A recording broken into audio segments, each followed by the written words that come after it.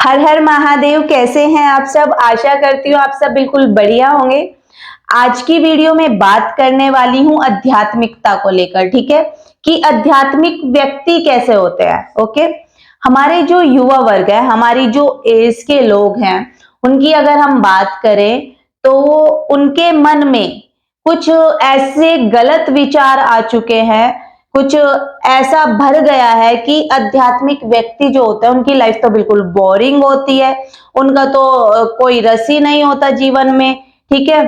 या बोल सकते हैं कि आध्यात्मिक जो व्यक्ति होते हैं अपने आप को तनाव में रखते हैं, कष्ट देते हैं, ठीक है, उन्हें अपने शरीर का ख्याल तक भी नहीं होता है और दूसरों पर निर्भर रहते हैं। या फिर हमारा संसार कहता है कि आध्यात्मिक होने का मतलब है कि आप अपनी जिम्मेदारियों से भाग रहे हो, पलायन कर रहे हो, ठीक है।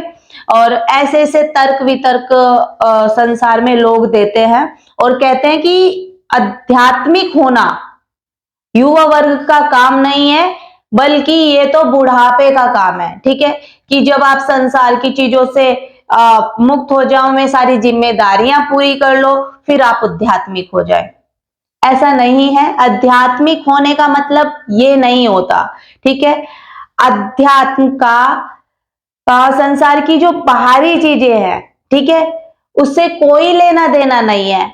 और बहुत सारे लोग आपने देखा होगा कि चोला पहन लेते हैं, ठीक है, बिल्कुल दिखते हैं मैं स्पिरिचुअल। ऐसा होने से भी स्पिरिचुअल नहीं बन जाते, आप आध्यात्मिक नहीं बन जाते हैं, ठीक है।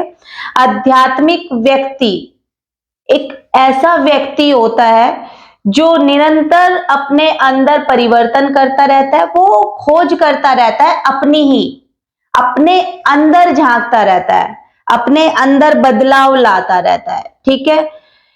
आध्यात्मिक व्यक्ति को आप समझ सकते हैं कि कैसे होते हैं। वो क्या करते हैं कि पूरी सृष्टि को, ठीक है, जो कि इतनी विशाल है, उसमें भी अपनी मौजूदगी महसूस करते हैं। समझ आया?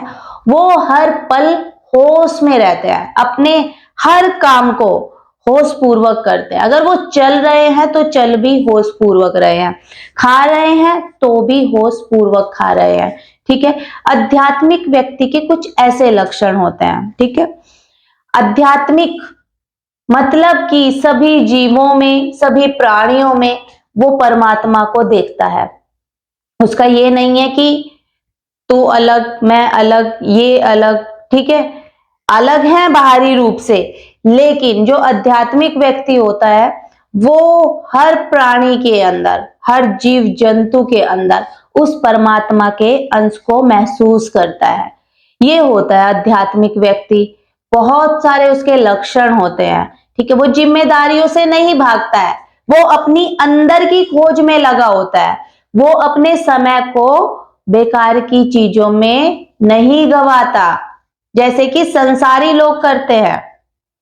आध्यात्मिक जो व्यक्ति होता है उसको पता है कि अगर जन्म मिला है तो कुछ सार्थक काम करने के लिए मिला है, और इसीलिए वो अपने समय को व्यर्थ नहीं करता, उसे हर पल अपनी मृत्यु याद होती है। आध्यात्मिक व्यक्ति को पता होता है कि मृत्यु की कोई उम्र नहीं होती, और मृत्यु आने से पहले मैं अपने जो उद्देश्य है मैं पूरा कर पाऊं।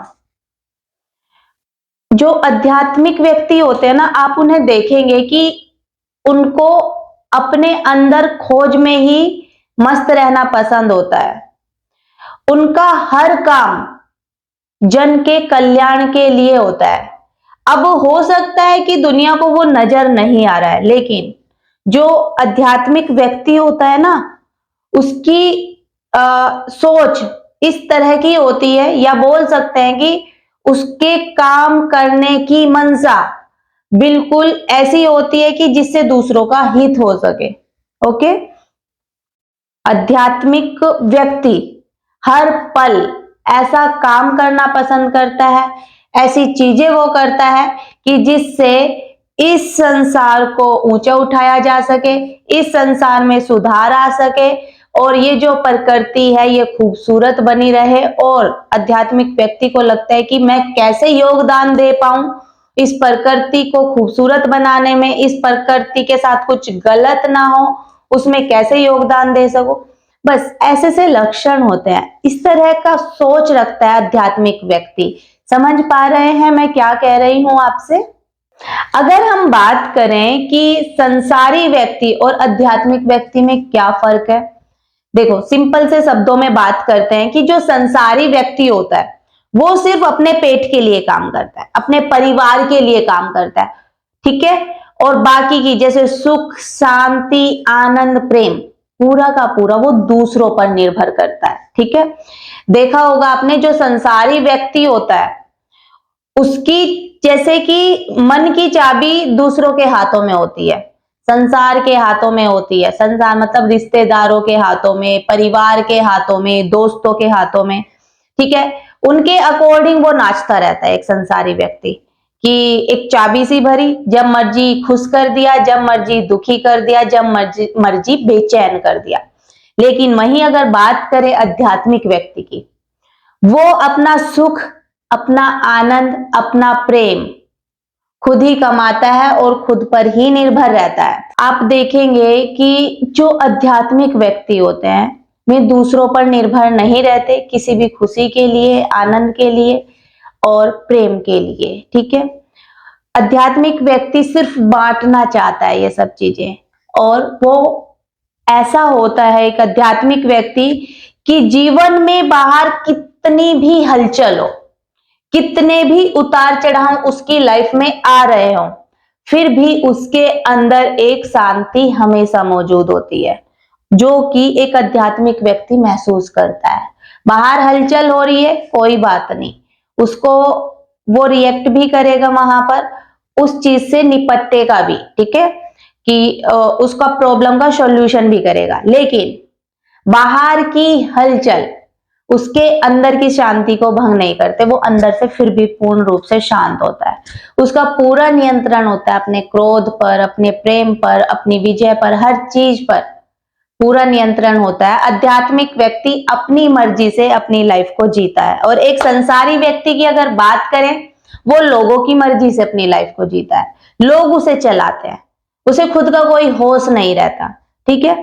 तो जिन लोगों के माइंड में ऐसा कुछ होता है ना कि अध्यात्म मतलब, अध्यात्म के रास्ते पे जाने का मतलब आपको ये नहीं करना है, आपको वो नहीं करना है, यहां तक कि लोग आपको बताने लग जाएंगे अगर आप अध्यात्म के रास्ते पर हो, ठीक है, आध्यात्मिकता अपने अंदर ला रहे हो, तो लोग आपको डिसाइड करके बताएंगे आपको ये नहीं करना चाहिए, आपको वो नहीं करना चाहिए, आप इस मार्ग पर हैं, आपको ये पहनना चाहिए, आपको ये खाना चाहिए, राइट।